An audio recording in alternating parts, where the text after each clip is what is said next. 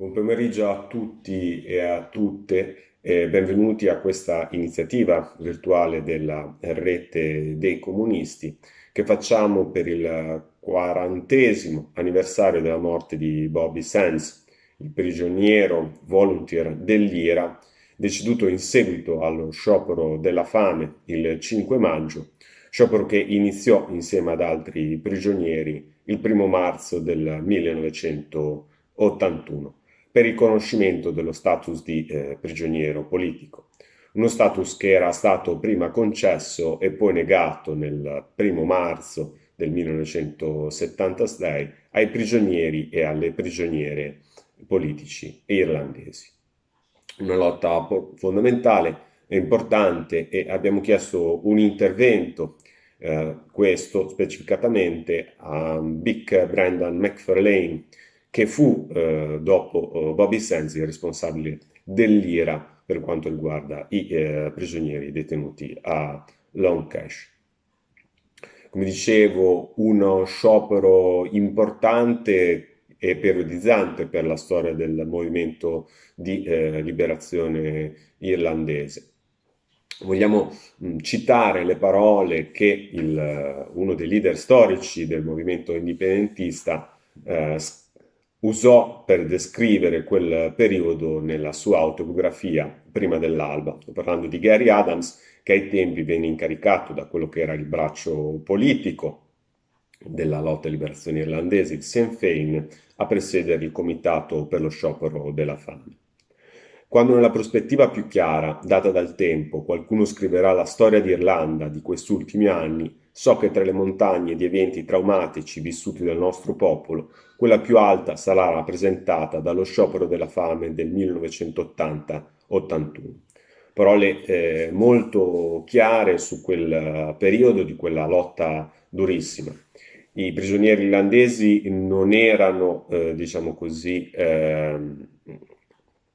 insoliti a questa forma estrema di lotta. Nel 1974 e poi nel 1976 morirono Michael Gogan e Frank Stagg nelle prigionieri britanniche in seguito allo sciopero della fame. Storicamente furono una serie di prigionieri che caddero con questa tipologia di lotta, però nell'arco di tempo che va dal 76 all'81 all'interno di questa lotta che culminò appunto con lo sciopero della fame, perirono 10 prigionieri, di cui 4 solo a maggio insieme a Bobby Sands. Una lotta che si concluderà ad inizio d'ottobre e che vedrà una vittoria, considerando che dal 6 ottobre il governo britannico concesse alcune di quelle che erano le rivendicazioni in 5 punti dei prigionieri irlandesi. I prigionieri irlandesi chiedevano 5 cose, appunto. In realtà la cornice è la richiesta di status di prigioniero politico, il diritto di indossare in ogni momento i propri vestiti. Infatti il regime carcerario britannico voleva imporre la vestizione di una tenuta da criminale, l'esonero da ogni forma di lavoro carcerario, la libertà di associazione con gli altri detenuti a qualunque ora, il diritto di organizzare i propri programmi ricreativi ed educativi e il ripristino completo dei meccanismi di riduzione della pena. Come dicevo prima, il movimento irlandese si caratterizzò per un'evoluzione spettacolare in quei mesi, in quegli anni molto intensi. Bisogna ricordare che Bobby Sands venne eletto al posto di Gibney, che lasciò vacante il suo posto, con più di 30.000 voti, 30.492 per la precisione, diciamo così, facendo cambiare rotta quella che era la strategia astensionista fino allora adottata dal Sinn Féin, ma anche nelle elezioni di Dublino, quindi per quanto riguarda l'EIRE, il Comitato Nazionale H-Block Armaga candidò 9 prigionieri, di cui 4 in sciopero della fame, e 2 vennero eletti, Paddy Agnew e Kieran Doherty, che poi successivamente morì, e John McDonnell, che anche lui morì durante la protesta, non venne eletto per una manciata di voci. Nonostante questo, il governo di Dublino non fece nessun tipo di pressione efficace sul governo britannico. Come dicevo prima, un'importantissima stagione della lotta irlandese che fece in parte maturare una coscienza della necessità di sviluppare un fronte politico di massa e una rappresentanza politica adeguata. Concludo questo mio intervento proprio con le parole di Bobby Sands, che venne sollecitato a scrivere e diede dei contributi fondamentali, non solo dando la sua vita, ma la riflessione più complessiva di quello che sarebbe stata poi la lotta del popolo irlandese.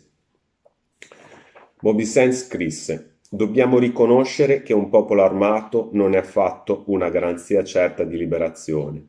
Le nostre armi possono ammazzare i nemici, ma se non sono guidate dalla politica di un popolo rivoluzionario, finiranno soltanto con l'uccidere noi stessi. Le armi non vincono le guerre. Pistole e bombe possono uccidere un uomo, ma non indicargli la strada. E non convinceranno mai un irriducibile a cedere». My name is Brendan Mcfarlane. I was a Republican prisoner in the H-Blocks, and I took over as officer commanding the Republican prisoners when Bobby Sands commenced his hunger strike in 1981.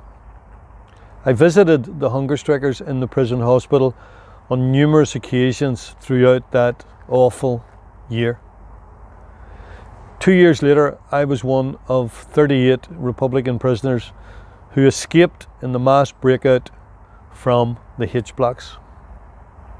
It's 40 years since that period of hunger strike and blanket protest, which actually lasted from September 1976 until October 1981, which was 5 grueling years of protest and the loss of 10 very courageous volunteers on hunger strike. And I suppose the background to it, that was 12 years of conflict already by the time we had reached 1981, and a conflict that was born out of the civil rights campaign. Obviously a historical conflict against British occupation of Ireland, old colonial conflict, and obviously the civil rights campaign in 1969 culminated in the pogroms here and the beating of peaceful protesters off the streets, and the images of Derry are very, very much etched in our minds. That the conflict, when the British troops come onto the streets, soon transferred into conflict between the nationalist and Republican communities against British occupation forces. People here were seeking justice, equality, freedom, and even within the 6-county statelet, the Stormont regime had discriminated from its inception right through until it was prorogued in 1972, and had a 50 years rule of a one-party state with the Unionist Party, who discriminated against Catholics and nationalists and Republicans with severe legislation. And when the campaign kicked off after the civil rights, Republicans were rearming, sort of getting their areas into a situation where they would be able to defend their areas and building up. And then you had the curfew in 1970, where the British troops sealed off an entire section of the Lower Falls area, and a number of people were killed. And from that period, the IRA at that stage, who had been rearming, went on to the offensive in the aftermath of that. And you had a campaign the whole way down the line, taking in internment without trial, hundreds of prisoners arrested, torture camps, torture centres like Gertwood Barracks, Hollywood Barracks, Castlereagh, all emerging, and people being subjected to horrendous brutality right throughout, and a campaign on the streets which was massive gun battles every day of the week in areas all over the place. But this led up to the conflict within the prison. The prisoners had already been given political status and political recognition, albeit the British called it special category status in 1972, following a hunger strike in Crumlin Road Jail, and which also culminated with negotiations between Republican leadership and British government officials, and they guaranteed political status. But soon after they'd guaranteed it, within a couple of years, they moved to remove it and to criminalise the entire struggle. And the British chose the battlefield of the H blocks, which were just being built. They were just being constructed in the 1974-75 period, and they built 8 of these H blocks. And what they decided to do was, because of the international attention that was drawn to the conflict and the political nature of internment, the British decided that they needed to take the international focus away, take the political focus away, and criminalise the struggle. They did this by beginning slowly to phase out internment and put down an arbitrary date of March the 1st, 1976, as anyone arrested for conflict orientated, or anyone arrested for any offences, particularly conflict related offences, after March the 1st would no longer be classified as a political prisoner and would have to wear a criminal uniform, abide by a criminal regime, engage in forced labour, where the political status end of it in the compounds of the cages of Long Kesh was totally different, where you had your own structure, you had your own clothing, you ran your own day, you had your own sports, education, all the different facilities, parcels and visits per week, which was all guaranteed under the political status regime. So the British decided to move that. The reason they chose the prisons was they felt that if they could criminalise prisoners, which would be, they believed to be the soft underbelly of the Republican structures and the Republican conflict, if they could force prisoners, political prisoners, to accept criminality, accept a criminal tag, wear a criminal uniform, they would undermine the support base, they would damage the morale of IRA volunteers and support networks outside, and by extension deal a pretty heavy blow to the Republican campaign of trying to re-establish reunification for the country. And what happened was, they had special interrogation centres for torture, they had special one-judge courts, and they had special prisons made, special legislation to process people through this here, where a judge would be sitting and someone would arrive in the dock with a black eye or a broken nose, and the RUC or the detectives would get up and say, "Oh, self-inflicted, Your Honour," and the judge would agree. And there's a telling factor in terms of the percentages of convictions during the course of this period and prior to this period. People arrested and put in front of the courts prior to the introduction of the diplock non-jury courts, the conviction rate for prisoners in front of these courts was about 43%. And within the year after the introduction of the single judge, again taken primarily from unionist backgrounds, some of the judges ex-military people, that the conviction rate rose within a year of these courts being put in to about 82%. So that's almost double the conviction rate, because they accepted torture tactics as part and parcel of normal, what they would say normal interrogation. And what happened was, when they processed prisoners through these H blocks, which were built single story, single cells in the shape of an H, with the crossbar across the middle as the administrative centre, surrounded by a fence and watchtowers, And again, each of these blocks were in a phase of about 3 different blocks. There were 8 blocks in total built.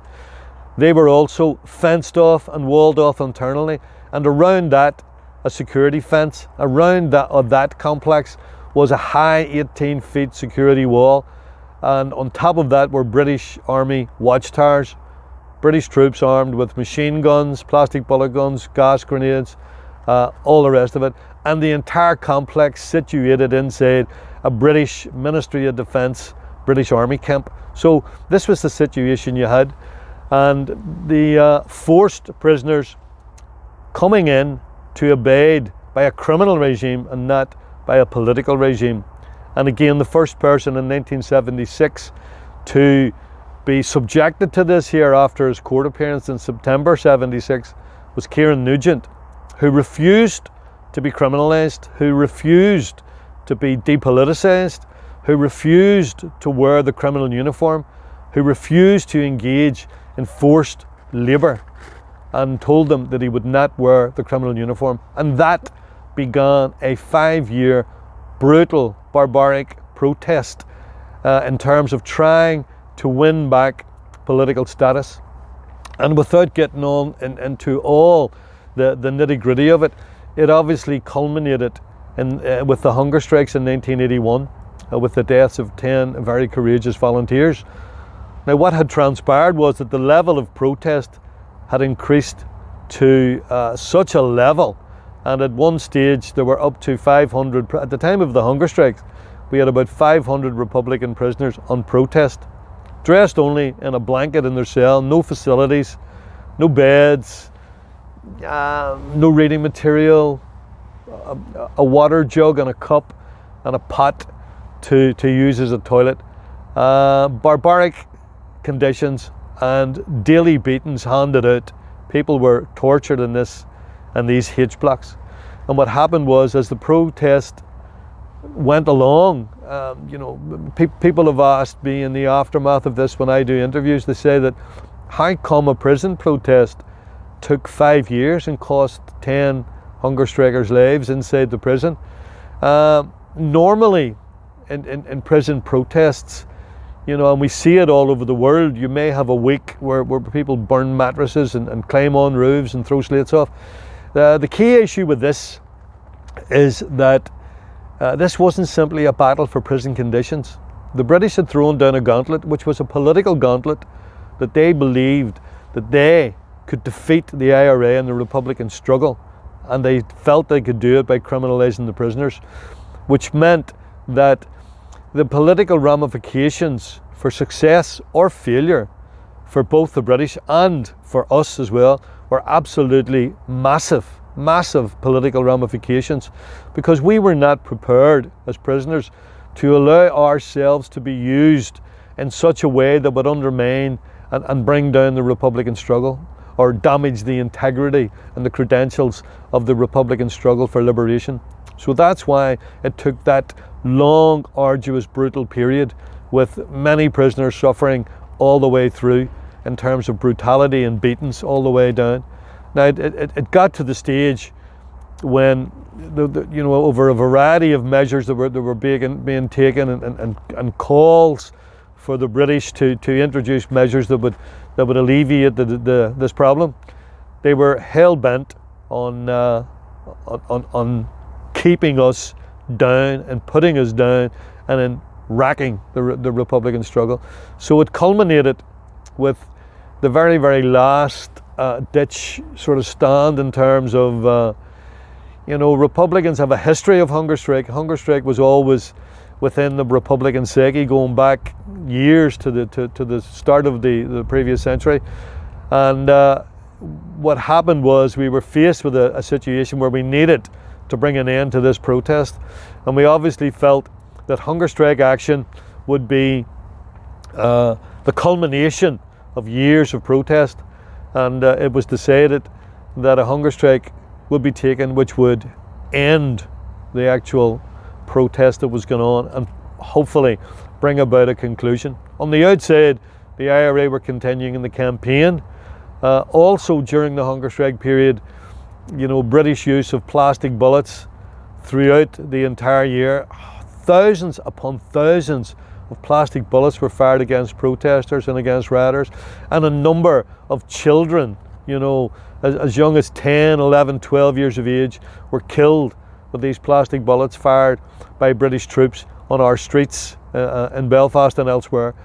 So it was a very, very brutal period. And during the course of the hunger strike period, as I say, which lasted from the 1st of March 1981 until October the 3rd, 81, approximately about 63 people lost their lives inside the jail and outside the jail and in relation to that hunger strike period. So the background to it is a pretty heavy background. It's pretty violent. People had asked for intervention by a variety of bodies, and there were people who had asked the British, to intervene or to introduce measures that would bring an end to the hunger strike, and where they wouldn't have egg on their faces, that they would be able to continue in terms of they operated the security of the place. They could keep prisoners in the conditions, whatever conditions they wanted. But in terms of bringing an end to it, the hunger strike ended up bringing to a conclusion that aspect of the blanket protest and prison protest as such at that level by the time we reached October 81. Abbiamo sentito dalle parole di Bic quello che è stata questa lotta assolutamente significativa del popolo irlandese.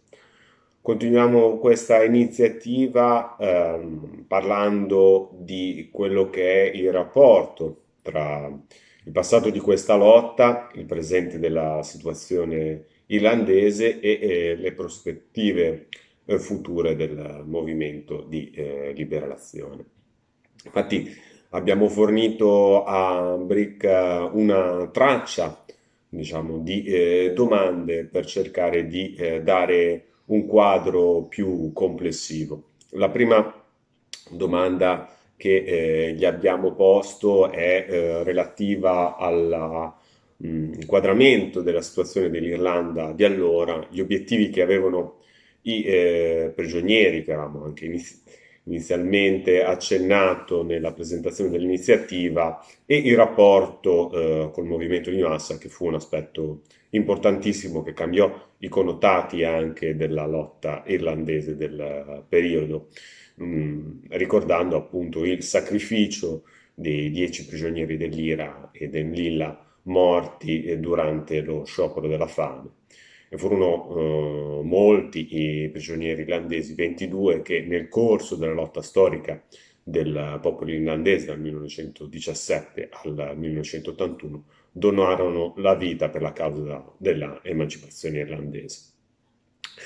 Poi gli abbiamo domandato quello che fu da allora il ruolo della rappresentanza politica nella lotta del popolo irlandese, quindi del Sinn Féin, e di darci un quadro di quelle che sono le sfide attuali, a cominciare da un inquadramento dagli esiti del voto in nere prima dell'inizio della pandemia, all'inizio del scorso anno, che hanno visto un exploit del Sinn Féin e della proposta di referendum sull'unificazione ribadita anche da Mary Lou McDonald durante i festeggiamenti purtroppo virtuali dell'Easter Rising, l'insurrezione di Pasqua di Dublino.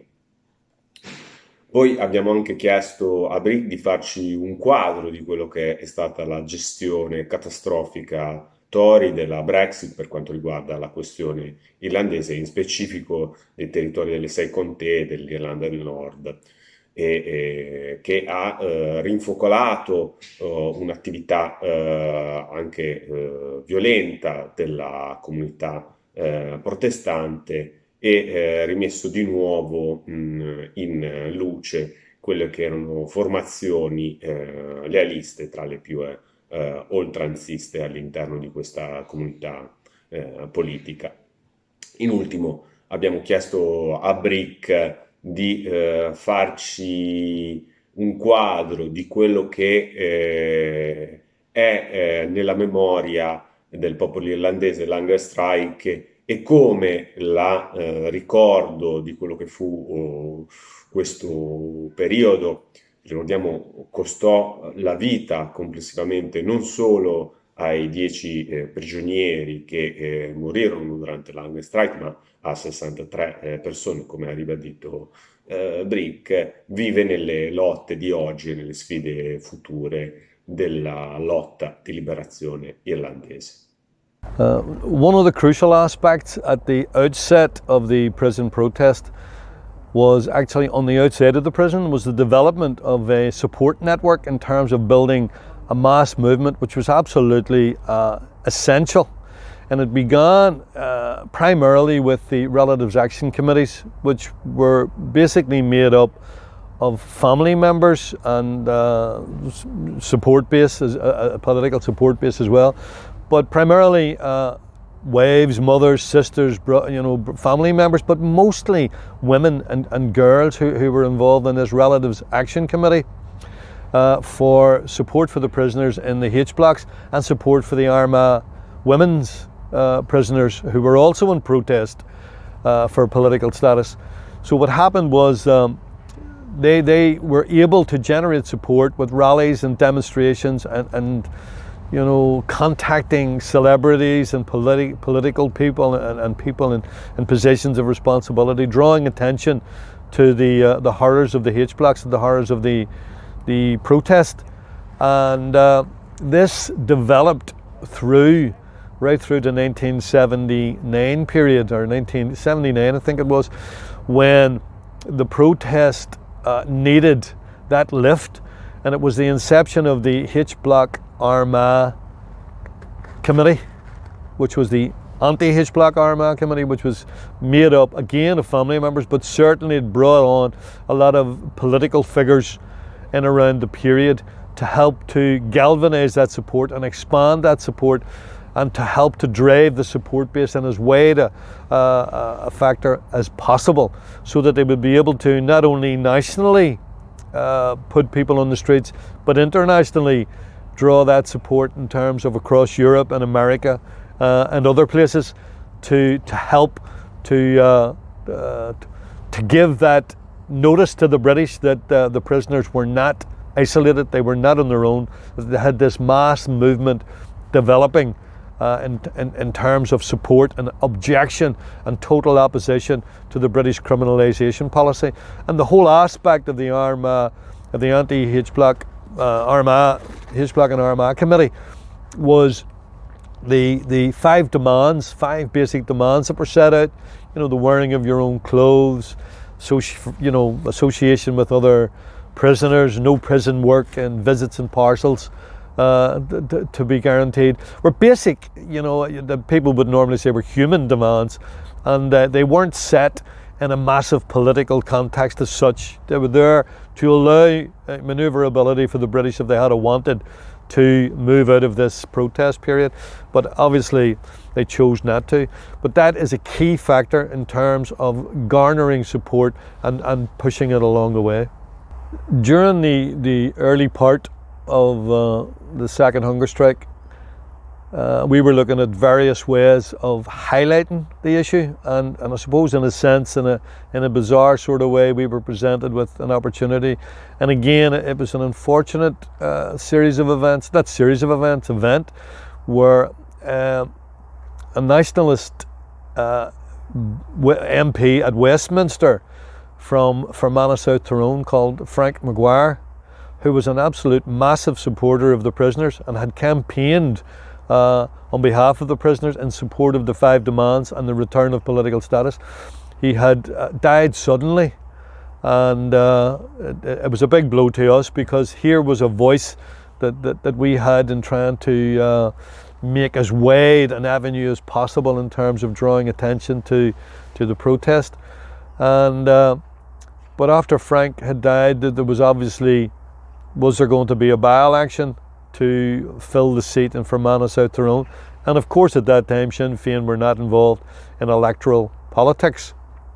But a debate occurred both inside and outside the prison in terms of, we discussed it at length. Now, it was a difficult discussion, but we were trying to use every available opportunity to highlight the plight of the prisoners, of ourselves and of the hunger strikers. And we discussed the potential, if we had a hunger striker as a candidate, which legally you were entitled to do. You could have someone in prison to run for election, that would in a sense raise the highlight the issue a lot more than we could do otherwise. So there was a strong debate inside and outside the prison as to putting Bobby Sands forward as a candidate in the Fermanagh South Tyrone by-election, which was to take place in April. And again, heavy debate, but it was decided this was definitely worth a shout. Now, the pitfalls were this, where the British had been consistently claiming that the IRA had no support, that the Republicans had no support, and the figures of 0.1% or less were in support of the Republican cause. And here was an opportunity to do away with that myth, or to challenge it. The difficulty was that on the downside of it, if you lost the seat, if you didn't win the seat, then you ran the risk of them saying, well, there you are, they put him forward as a candidate and he lost, and this was a challenge. However, in terms of the severity of the protest and the highly charged political nature of the protest, it was decided that we would run Bobby Sands as a candidate. And as everybody in the world realises, he won that election with over 30,000 votes, which was absolutely massive. It brought an international dimension to the struggle in the H-blocks that we couldn't have done otherwise, that we could not have acquired that otherwise. And that, in a sense, focused attention on, now, Maggie Thatcher, will she allow what was legally constituted as an elected representative in the British Parliament to die on hunger strike? Would that happen? Would she allow that to happen? Now, unfortunately, it did happen, but it certainly increased the pressure. It also increased the calls nationally and internationally for intervention to bring an end to the hunger strike and bring an end to the prison protests.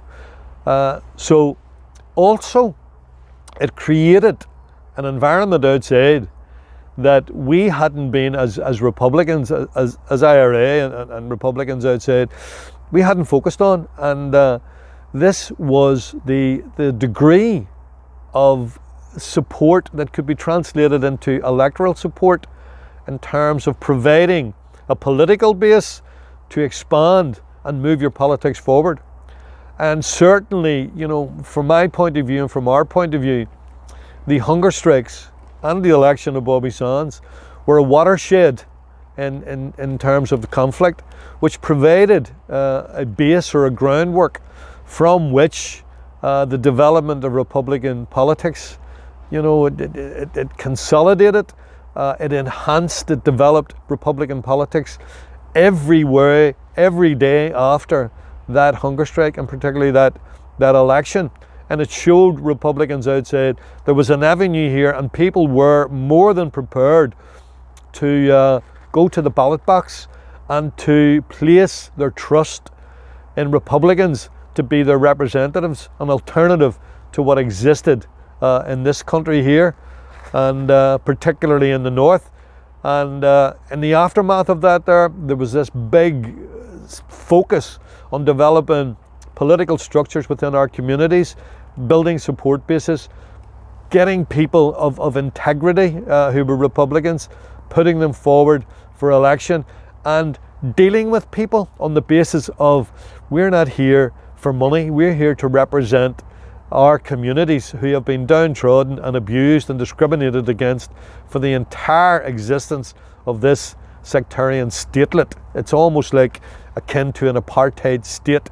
And we're looking at this year 100 years on from the inception of this statelet and its discrimination. So Republicans then began to be involved in local community development, community associations, political associations, developing Sinn Féin as the alternative to what existed as politics in this country. Our decision to become involved in electoral politics, first of all, it wasn't an easy decision to arrive at, but when we did and we got into it, we then realised the difficulties and very, very hard situation, because not only did we realise the benefits that we would accrue from putting proper political representation into local areas, but the British also were well and truly aware of this, and they made moves to try and prevent us at every given opportunity. You know, on the political front, censorship was introduced throughout the entire process of us developing elected representatives. You know, you could hardly get on television or radio without being censored. But the real disastrous aspect of the type of campaign that they waged against us was that our political representatives, many political representatives who put themselves forward, put themselves in a public focus and were targeted physically and brutally by British undercover, by collusion with loyalists, and a campaign of assassination of quite a number of our political representatives.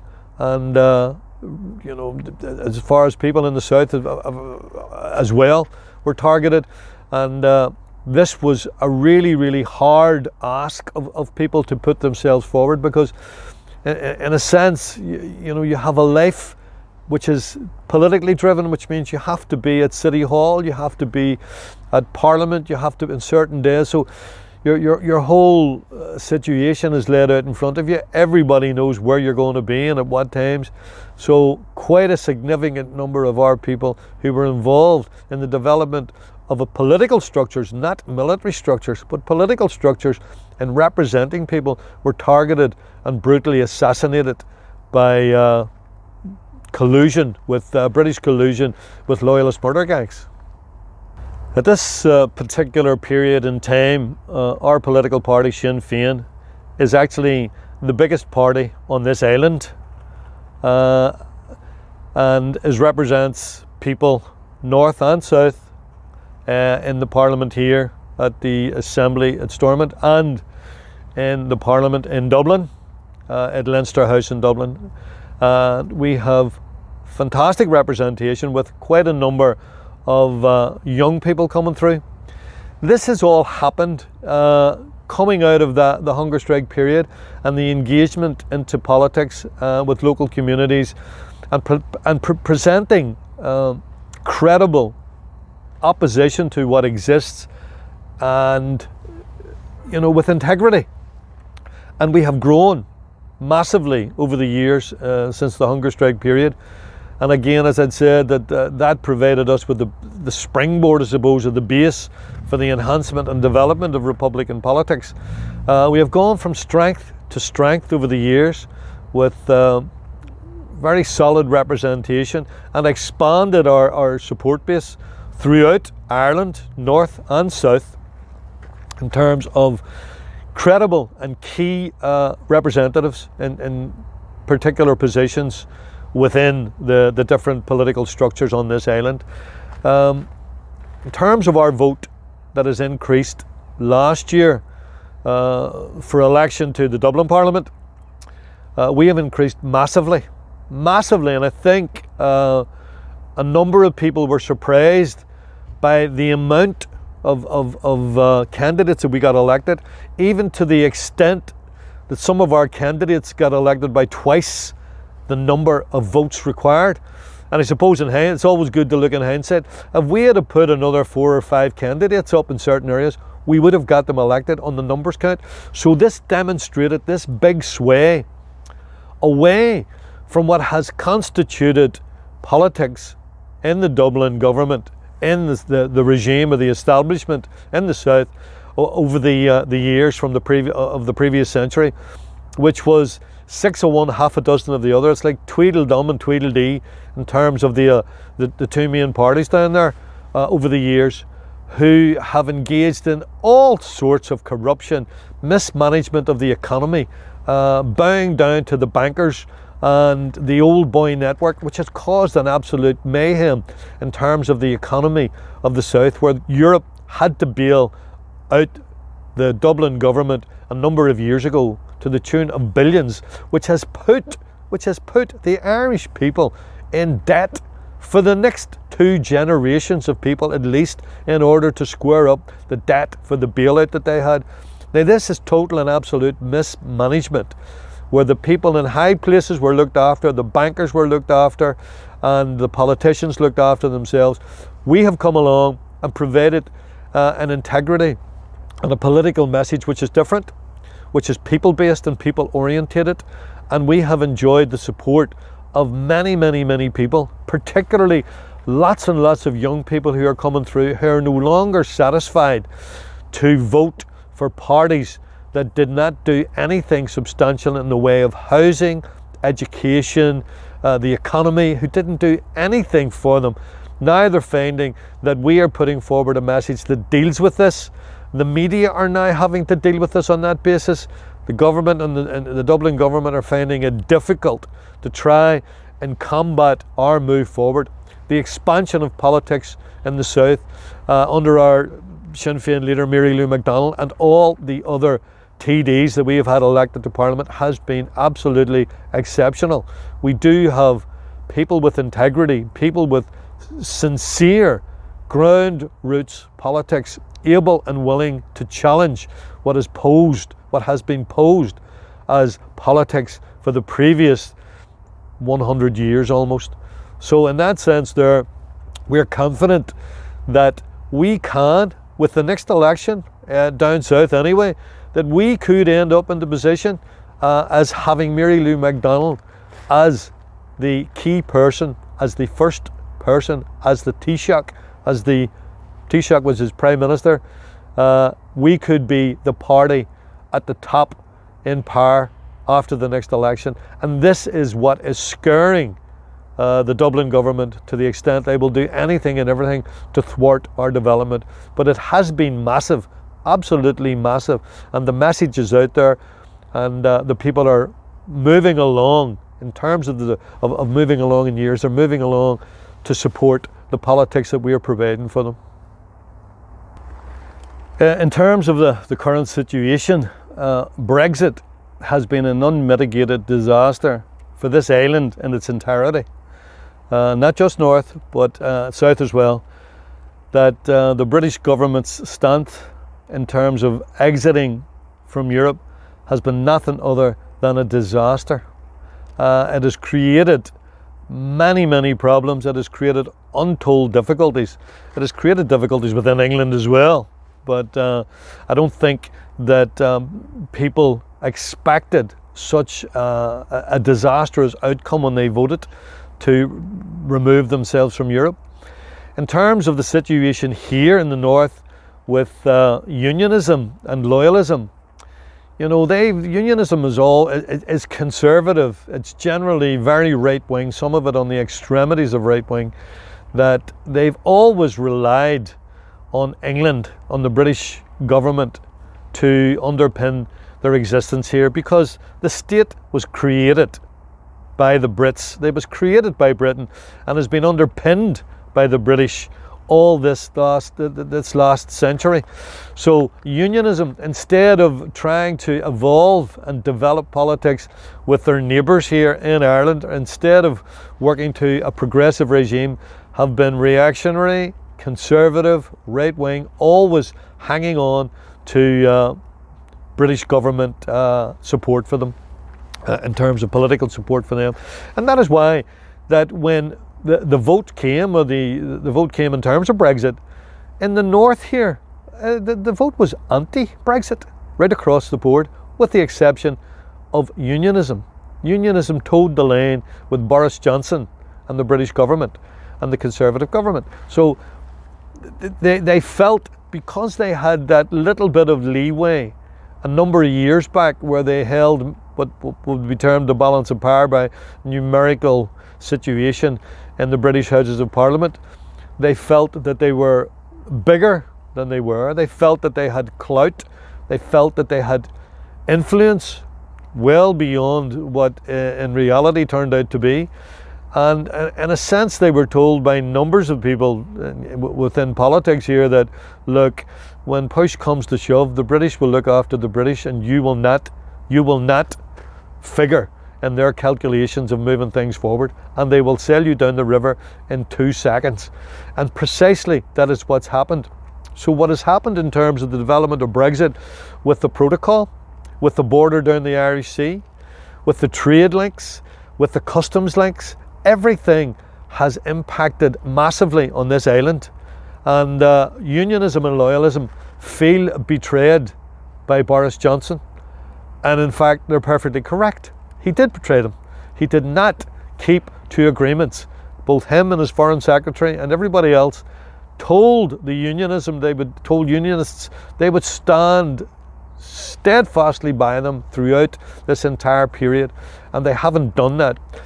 So you've got to the stage where unionism and loyalism feel totally and absolutely thrown under a bus, as we use an expression here, in terms of the British sorting themselves out across in London.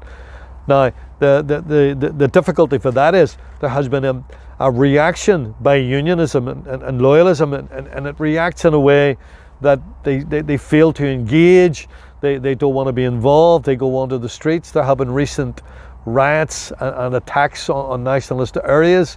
The aspect of this too is that Brexit impacts upon everybody here, not just unionism. It impacts on the entire community in the same way, in the exact same way. In Europe, some of the people in Europe have looked in terms of what is the answer to the problem in Ireland, north and south, and a lot of Europeans clearly look at the easy way to resolve the entire question of Brexit is that the easy way out of this and the most pragmatic way, sensible way for politically and economically would be for Ireland to be treated as one single unit within Europe, not as 2 distinct political units, 2 distinct economic units. So the view is moving gradually forward to people viewing a united Ireland, an all-Ireland political dimension and an all-Ireland economy as the absolute and best way to move out of the situation here. Now, that being said, that's easier said than done, and there has to be a lot of hard work. Part and parcel of that, which was enshrined in the Good Friday Agreement, was that a referendum could take place in terms of Irish unity. We in Sinn Féin have been pushing for that referendum. We feel this is the time, not 10, 20 years down the road. We feel the time is now to offer the Irish people here, the people in the north, the opportunity to state clearly where their best interests lie. And we believe that it lies squarely within the reunification of the country, where you'd have the single political unit and the single economic unit, and you would benefit then by the connection with Europe. Now, that doesn't mean to say that we believe that everything that takes place within the European Parliament or the European economic structures is designed to benefit the small person, the worker. So we're there to challenge that, and we can challenge it. We feel we'd be in a stronger position to challenge that if this island were in were a unitary state. So Brexit has been an unmitigated disaster and continues to be so, and even to the extent, even this week, that what has happened in relation to the DUP, which is very, very extreme right-wing conservative, is they have dumped and sacked their leader in favour of someone coming in who has a more hardline approach, who generally within that fundamentalist sector of unionism wants to turn the clock back, wants to reverse the situation, while we are saying this cannot be allowed to happen. the aspects and what the content of the Good Friday Agreement needs to be rolled out. It needs to be brought forward, all aspects, and we cannot allow anything to go by default. And we've asked continuously the Irish government and the British government to enact all aspects of the Good Friday Agreement. Particularly at the moment, we're focusing on the referendum, which we need to have in the near future. So, what is the legacy of the hunger strikes and the hunger strikers? Well, I suppose everything that I have been talking about to yourselves from the hunger strike period, from Bobby Sands' election, the intervention in electoral politics, the development of our politics, getting into communities, providing representation, the expansion of our support base and our politics, north and south, a lot of other aspects in terms of the development of our communities, particularly in the Irish language, where Bobby Sands, for example, was a promoter of the Irish language and had taught Irish language in the prisons. And people took that example and took it onto the streets. Ex-prisoners also getting released from prison began to get involved with basic schools. There have been schools out here, small schools, that have developed massively in terms of the development of Irish language. We even have on the agenda for an Irish Language Act for equitable treatment of our native language, along with everything else. So this is massive. Children as young as 2, 3, 4 years of age are being educated through Irish medium, right up to university level. There's a university not too far from us here.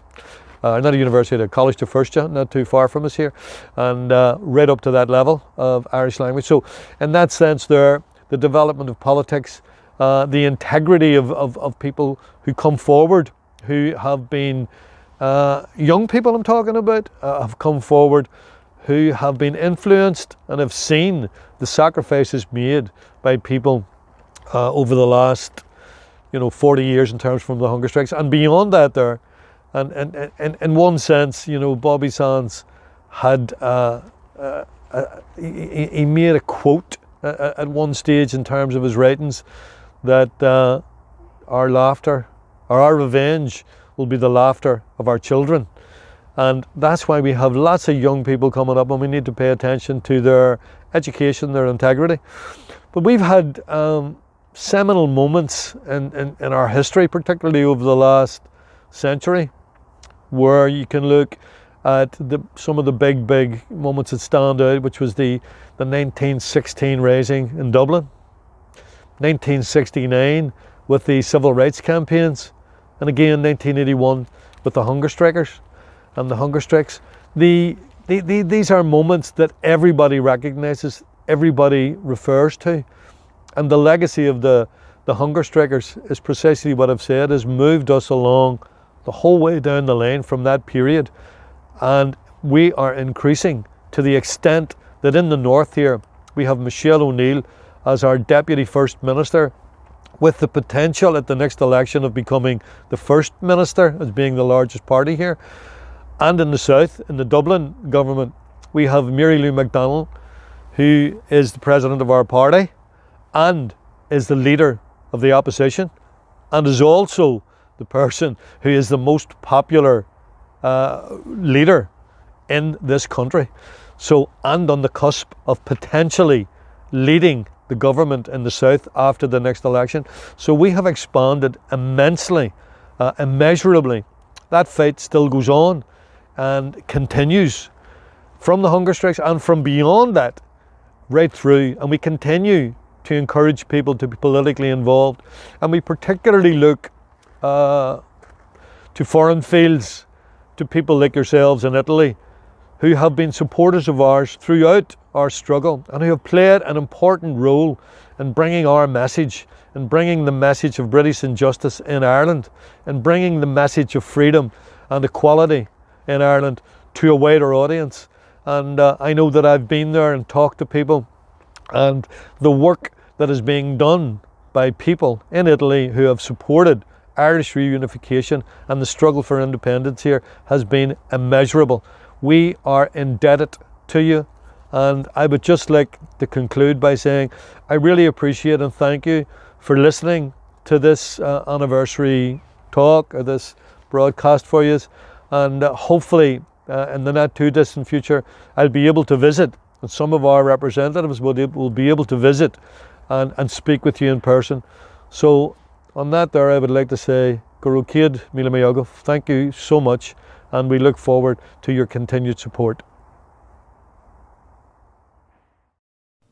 Ringraziamo tutti per la presenza in questa iniziativa digitale e naturalmente in particolare i compagni dello Sinn Féin che ci hanno dato la possibilità di ascoltare dalla testimonianza diretta di Mick cosa è stato l'Hunger Strike e anche di darci un quadro complessivo di quello che è non solo il ricordo di queste lotte importantissime e fondamentali nella memoria storica del movimento di liberazione irlandese, ma la situazione adesso in Irlanda.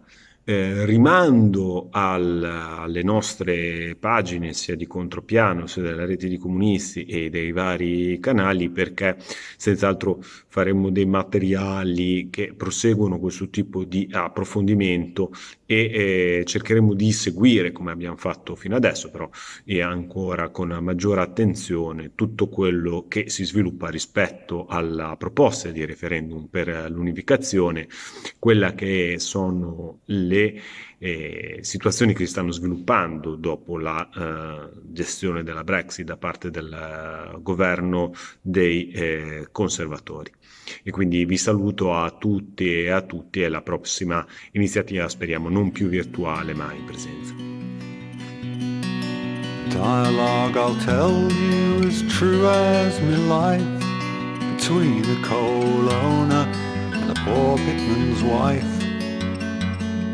She was a-travelling all on the highway.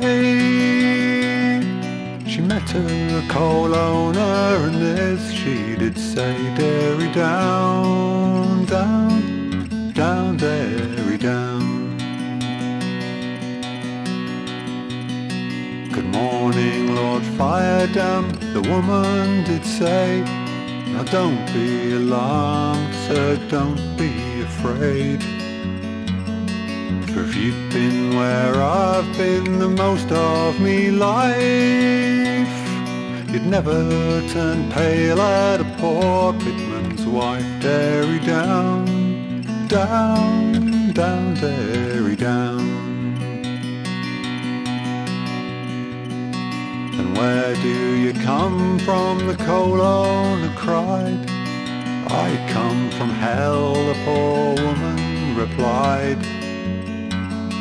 "If you come from hell, then come tell me right plain how you contrive it to get out again. Derry down, down, down, Derry down."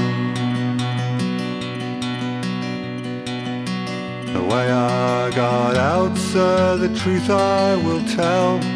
They're throwing the poor folks all out of hell. This is to make room for the rich, wicked race, for there's a great number of them in that place. Derry down, down, down, Derry down. And the coal owners are the next in command to arrive in hell, as I understand. For I heard the old devil say as I came out, the coal owners all had received their route. Derry down, down, down, Derry down. And how does the devil behave in that place? Sir, he is cruel to the rich, wicked race. He is far more crueler than you can suppose. Just like a mad bull with a ring through his nose. Derry down, down, down, Derry down. Good woman, said he, I must bid you farewell. You give me a dismal account about hell. If this is all true that you say to me, I'll be home like a whippet, and with me poor men agree. Derry down, down, down, Derry down. If you be a coal owner, take my advice. Agree with your men and give them a fair price. For if and you do not, I know very well, you'll be in great danger of going to hell. Derry down, down, down, Derry down. It's in the evening after dark when the blackleg miner creeps to work. With his moleskin pants and his dirty shirt, there goes the blackleg miner. He takes his picks and down he goes to hew the coal that lies below. But there's not a woman in this town row will look at the blackleg miner. Now don't go near the Delaval mine, across the way they stretch a line to catch the throat and to break the spine of the dirty blackleg miner. And Segul is a terrible place, they rub wet clay in the blackleg's face, and around the heaps they run a foot race to catch the blackleg miner. They take his duds and his tools as well, and they hoy them down the pit of hell. Ah, down you go and fare you well, you dirty blackleg miner. So join the union while you may, don't wait till your dying day, for that may not be far away, you dirty blackleg miner.